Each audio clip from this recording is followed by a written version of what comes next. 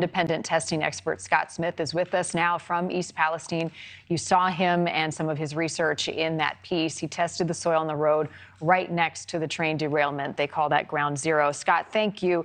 How do you reconcile your findings versus what the EPA is saying at this point? Well, first of all, Marnie, thanks for having me.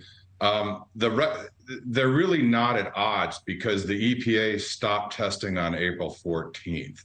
And they did not test the locations that we're testing on Taggart Street, close to where the train derailment was.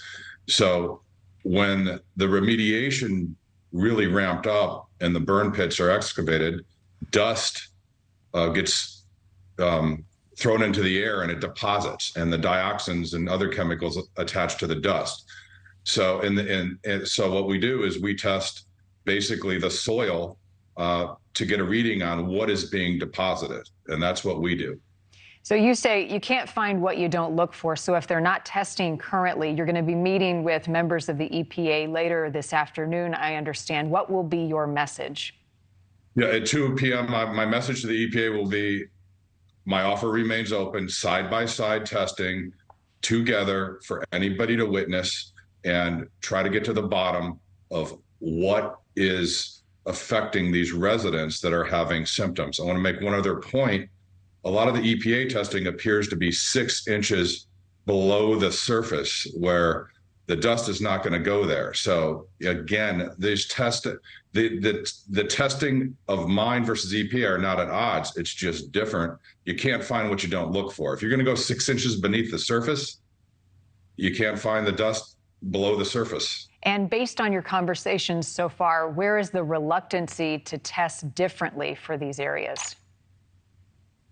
I have the same question, and I don't think it's from the reluctance, and let there be no doubt about it. The people really calling all the shots here are the public relations firms and the lobbyists for the railroad, because if they weren't, those workers that are being exposed to the dust, they would have respirators and masks. You want to talk about mask mandates? There should be a mandate that if you're anywhere near the dust, especially these contract workers, you should have a respirator on.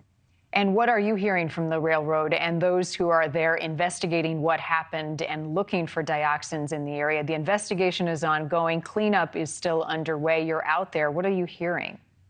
I'm actually encouraged. I had my first meeting directly with railroad representatives, not agents of the railroad, not contractors.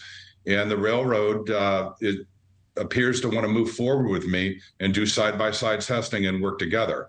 And I think the railroad, if they were to work with me, they'll realize they can understand people that are damaged and do the right thing, but they can also limit their liability if they do the kind of testing I'm doing, because the good news is you're going to know soil that's not compromised versus soil that is compromised. You have a very personal stake and reason for getting involved in this, Scott. Talk more about your past and what led you to this passion to help the people of East Palestine.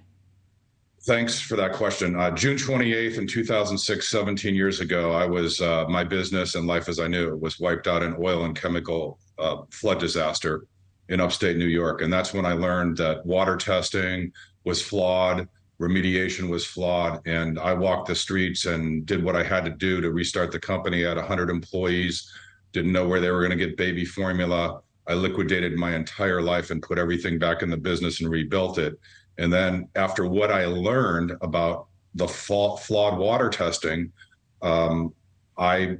it became very passionate to be able to volunteer and be able to help and go into communities, because if I can help a few people in an affected disaster not have to go through the damages and strain that I personally went through, then that's a good thing. Yep. And you're doing it because these people want answers. They're concerned about their health, their well-being, and the future of their families living in East Palestine. Scott Smith, thank you. I want to talk to you again after you meet with the EPA later this afternoon, so please come back, and appreciate the work you're doing. Thanks very much, Marty. Thank you. Thank you for watching. Go to NewsNationNow.com to find NewsNation on your television provider. And don't forget to click the red subscribe button below to get more of NewsNation's fact-driven, unbiased coverage.